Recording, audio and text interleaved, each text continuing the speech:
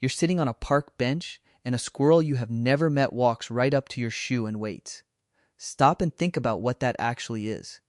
A wild animal, whose entire family line survived by assuming that anything bigger than it wants to eat it, has just decided that you are safe. You, a predator many times its size, with forward-facing eyes, the exact face of every hunter it should fear. It has no logical reason to trust you. And yet there it sits, inches from your foot, completely at ease. Now scale that up. A dog you met 10 seconds ago rolls onto its back and shows you its belly, the softest and most vulnerable part of its whole body. A cat you are house-sitting falls asleep on your chest. A horse many times your weight lets a small human climb onto its spine and steer it around. None of this should happen. In the natural world, trusting a thing that could kill you is usually the last mistake you ever make. So why do animals trust us so easily?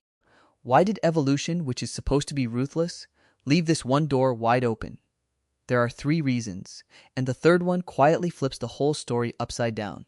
Here is the thing we forget. To you, trust feels normal. You trust the stranger holding the door, the driver in the next lane, the person who made your coffee. For a wild animal, trust is almost always fatal. For most creatures across most of history, the ones who wandered up to something unfamiliar got eaten, and the nervous ones lived to pass on their nerves. Caution is the entire reason wild animals stay wild. So by every rule of survival, trusting humans should have been wiped out of the animal kingdom a long time ago. Instead, some animals now trust us more than they trust their own kind. That is not an accident. Something built it. 2 things, in fact. We reached in and shaped these animals on purpose, and they reached back and shaped us without us ever once noticing. Let us take both apart, one piece at a time. Start with the clearest case, because this one was done on purpose, in a laboratory, and we got to watch it happen in real time. In 1959, a Soviet geneticist named Dmitry Belyaev began an experiment at the Institute of Cytology and Genetics in Novosibirsk, deep in Siberia.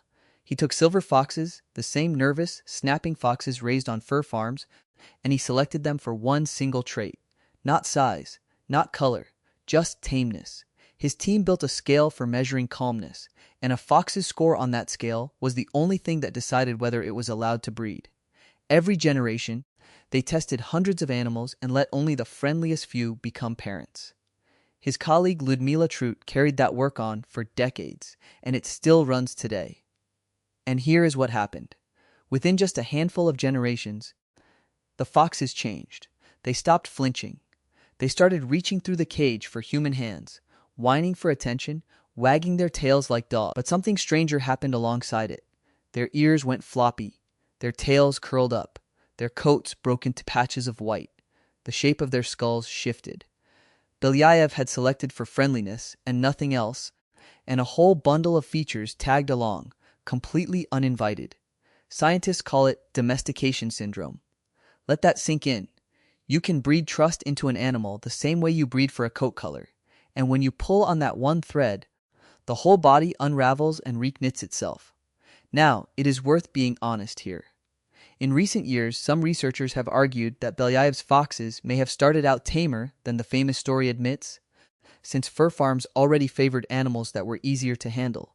The exact size of the effect is genuinely debated, but the core lesson has held up across dogs, pigs, cattle, and more. Tameness is a dial, and for thousands of years, humans have been slowly turning it. So that is trust we built into animals from the outside. But it turns out the animals were also quietly working on us from the inside. In 2015, a team of Japanese researchers led by Takafumi Kikusui published a study in the journal Science that put words to something every dog owner already feels.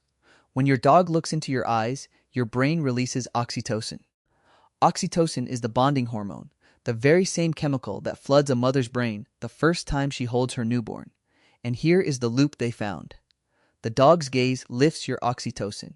The higher oxytocin makes you talk to it and stroke it, and that attention lifts the oxytocin inside the dog. Round and round it spins, human and animal locking into the exact circuit that evolved to bond a parent to a child. Now here is the detail that gives the whole game away. The researchers tried the same test with wolves that had been raised by people from birth. The wolves would not hold the gaze. the loop never even started. As two other scientists, Evan McLean and Brian Hare, described it, dogs had basically hijacked the human bonding pathway. They found the wiring we use to fall in love with our own babies, and they plugged themselves straight into it. A dog gazing up at you is not simply being sweet. It is pressing a button that runs back millions of years, and you are almost powerless not to answer. And the researchers showed the loop runs both ways. When they gave the dogs a small dose of oxytocin through the nose, the dogs gazed at their owners for even longer, and the owner's oxytocin rose to meet it. This is the same quiet chemistry behind therapy dogs. It is why a few minutes beside a calm animal can slow a stranger's heartbeat and soften the edges of a terrible day. The bond you feel is not in your imagination, it is in your blood. Which brings us to the third reason. And this is where the whole story rolls over and shows you its belly. We tend to picture domestication as something humans did to animals. We imagine an early human snatching a wolf pup and taming it by force. But that is almost certainly not how it went.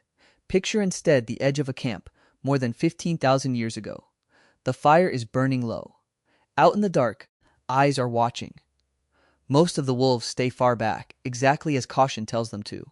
But a few of the boldest ones, the ones just a little less afraid, creep closer, drawn in by the scraps and the bones and the warmth. Those bold wolves eat better. They survive harder winters. And slowly, across countless generations, the friendliest ones become something entirely new.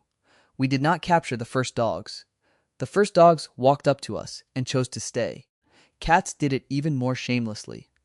Around 10,000 years ago, humans in the Fertile Crescent began storing grain in large, warm heaps, and where there is stored grain, there are mice, in their thousands.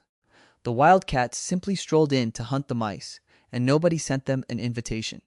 We got free pest control. They got an endless buffet, and neither side owed the other a single thing. The clearest proof sits in a grave on the island of Cyprus, around 9,500 years old, where a cat was buried carefully beside a person. Cyprus had no wild cats of its own, which means someone cared about that animal enough to carry it there across open sea, by boat. Scientists even have a name for this strange road. They call it the commensal pathway, the route to domestication, where the animal makes the first move. No nets, no cages, no capture at all. Just a species clever enough to notice that living close to humans meant food, warmth, and shelter from bigger predators. The boldest ones leaned in, the fearful ones hung back, and generation by generation the animals quietly tamed themselves. Do you see what that means?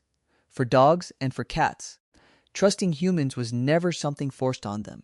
It was their strategy. The animals that chose us outsurvived the ones that kept their distance. Trust was not weakness. Trust was the winning move. And if that is true for them, it raises a genuinely uncomfortable question about us.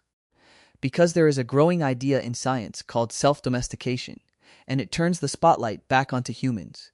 Some researchers believe that we, too, were bred for friendliness, not by an outside hand, but by our own species. Across thousands of generations, the humans who could cooperate, who stayed calmer, who bonded more easily, may have simply outcompeted the ones who could not.